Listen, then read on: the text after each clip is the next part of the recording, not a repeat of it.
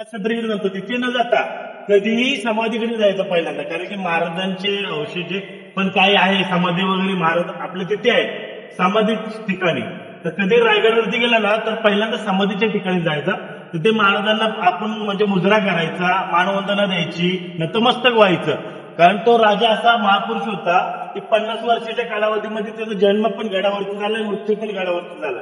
आणि सर्व स्वराज्यामधल्या जाती जमाती धर्मासाठी तो लढलेला राजा आहे. कोणावरती तर अत्याचार नाही केला, कुठल्या लेडीवरती पण नाही, स्त्रीवरती पण नाही. स्त्रीला माते समान मानणारा हा राजा होता.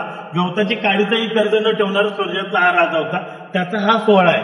तर तुम्ही समाधीपाशी गेला ना तर कातळ कड्यामध्ये कोरलेले दगड आहेत आपले सगळ्या, म्हणजे तलाव, गंगासागर तलाव, काळा हौद वगैरे इथले काढलेले दगड त्याने बांधलेला रायगड आहे तिरुचिंदुलकरांनी. मग ते रायगडचे ते कातळ कड्याचे दगड आहेत ना, समाधी पशी गेला खास करून सांगतोय, त्या दगडाला कधी जर काळ लावले तर हात लावून नसतो डोकं टेकवा. तुम्हाला एवढा उद्धार करावा वाटेल की असं वाटेल की तुम्हाला आहे मी त्या काळामध्ये असतो तर काय, तुम्हाला तिथे बसावं वाटणार शांततेमध्ये. आणि खरंच म्हणजे सकाळची गर्दी असते तिथे खूप, म्हणजे जात राहतात लोक. आणि समाधीपाशी कधी घोषणा द्यायच्या नसतात, कारण की महाराज तिथे निर्दिष्ट आहेत. त्यामुळे तिथे घोषणा द्यायच्या कुठे, नगरखान्यामध्ये. सदरेवरती पण नसतात त्याचे, नगरखान्यामध्ये घोषणेला, म्हणजे त्याला गार्द म्हणतात. त्याला पण म्हणजे भरपूर मोठं महत्व आहे. ते कधी दिलं जातं, एक म्हणजे डिसिप्लिन आहे. कारण की जसे आपण पालखी बरोबर त्यांना विरोधी असतात, विंदवले वगैरे ते घेऊन येतात. ते जेव्हा येतात तेव्हा ती गार्द दिली जाते महाराजांसाठी. तर त्या आऊ साहेबांच्यासाठी, छोट्या महाराजांच्यासाठी, थोरल्या दादाच्या दाखल आपण मोजत होतो, म्हणजे नगरखान्यामध्ये दिले जातात. आणि कधीही रायगडवरती तलवार वगैरे शस्त्र घेऊन जायचं, ते आपलं शस्त्रच आहे, ते घेऊन जायचं. कारण शस्त्र वेळा मराठा नाही, मराठा वेळा शस्त्र नाहीये. पण नंग्या तलवारीने कधी कुठलं शस्त्र नगरखान्यासमोर नाचवायचं नाही. का तर साऱ्या अखंड हिंदुस्थानाचा बाप, अखंड हिंदुस्थान छत्रपती रायगडवरती तिथे बसलेलं.